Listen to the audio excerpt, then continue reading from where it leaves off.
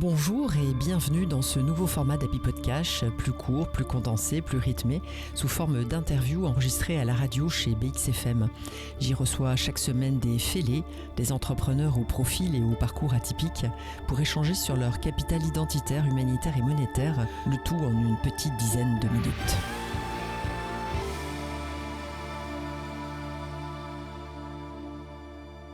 Et aujourd'hui, j'ai l'immense plaisir d'accueillir Pascal Optebeek.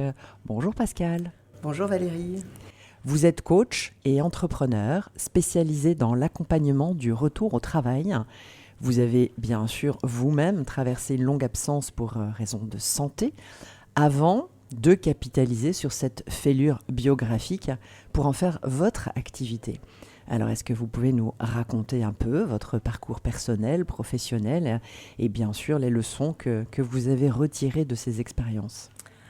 Alors tout d'abord, merci de m'accueillir. Et puis oui, effectivement, mon parcours personnel il est un petit peu particulier. À la base, j'ai le social en moi. Je suis assistante sociale de formation. Et puis, je suis passée vers l'entreprise, un peu, je dirais, poussée par la vie. Et le social est revenu à moi petit à petit. Comme tu l'as dit, j'ai fait un burn-out, comme plein de gens. Je l'ai fait il y a très longtemps. Et je dirais ça a semé chez moi une petite graine. Elle n'a pas germé tout de suite. Elle a eu besoin, j'ai eu besoin d'analyser ce qui s'était passé. Mais quelques années après, je me suis lancée dans le coaching. Et puis la petite graine, elle a continué à grandir. J'ai très vite accompagné les personnes par rapport à leur... je dirais bien-être au travail, mais que je définirais comme un équilibre, trouver vraiment sa raison d'être au travail, parce que je suis une passionnée du travail. Et de fil en aiguille, je me suis rendu compte que finalement, moi qui suis une passionnée du travail et qui aime travailler, c'était pas toujours le cas. Il y a des gens que le travail cassait. C'est pas tout à fait la définition que j'avais de mon burn-out, parce que j'ai été très très bien accompagnée. Mais cette idée de cassure, de fêlure, moi j'assimile le burn-out, et on le voit bien avec les fêlures, à quelque chose comme le vase il est brisé mais il peut se recoller, et quelque chose de recollé, il est fêlé certes mais il n'est pas moins fort que du contraire. Ah non, bien au contraire. Et j'aimais bien cette image là, et petit à petit je me suis rendu compte que dans ma clientèle j'avais finalement, on ne va pas les appeler peut-être des fêlés, je ne suis pas sûre qu'ils aimeraient le mot, mais des gens un petit peu brisés, des gens qui finissaient par douter de leur capacité, etc. Et de plus en plus de personnes arrêtées dans le travail. Et donc, j'ai décidé de me spécialiser dans ça. Super. Alors, je glisse un petit mot, évidemment. Les fêlures, on va parler de kintsugi. C'est un art japonais qui consiste justement à réparer avec des feuilles d'or. Donc, une fêlure se répare pour rendre l'objet unique et évidemment exactement de la même façon pour l'âme humaine.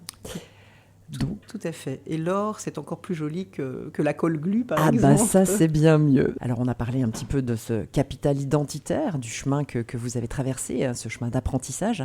Je vous propose maintenant de, justement, revenir un peu, mettre en lumière ce capital humanitaire dans lequel vous vous êtes engagé, puisque vous avez décidé de relever le défi de la réintégration professionnelle, d'abord, avec un colloque, et puis bientôt une SBL. Alors, est-ce que vous pouvez nous dire un petit peu comment ça se passe, ces événements et ces actions qui vont venir ?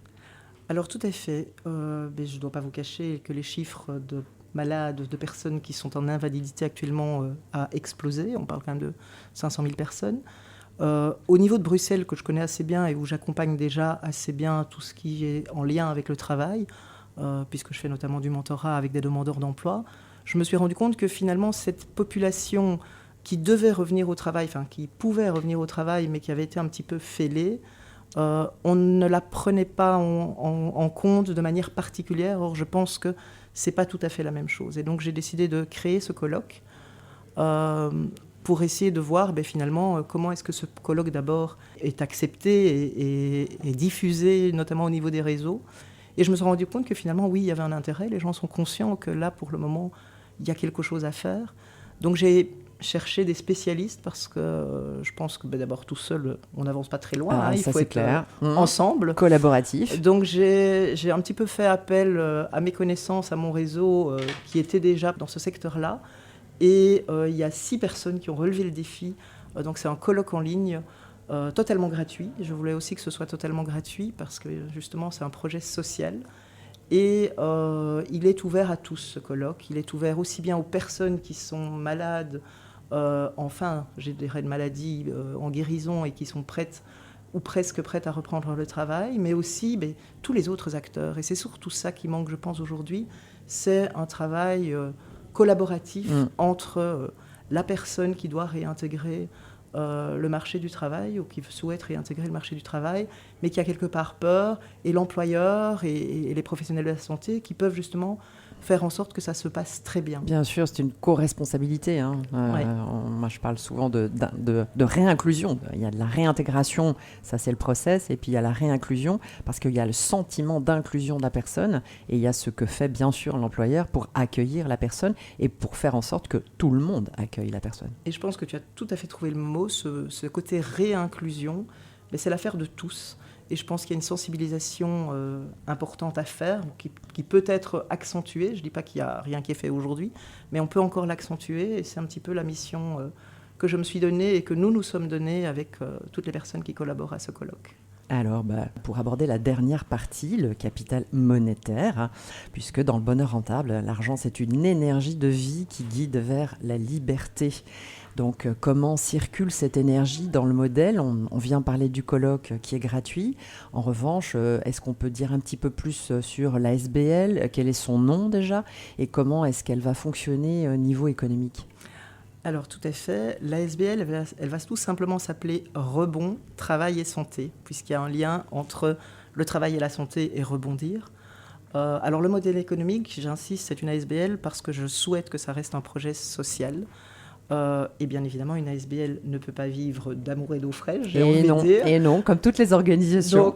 Donc effectivement, il faut des activités qui soient des activités payantes. Donc je ne dis pas que tous les colloques seront toujours gratuits.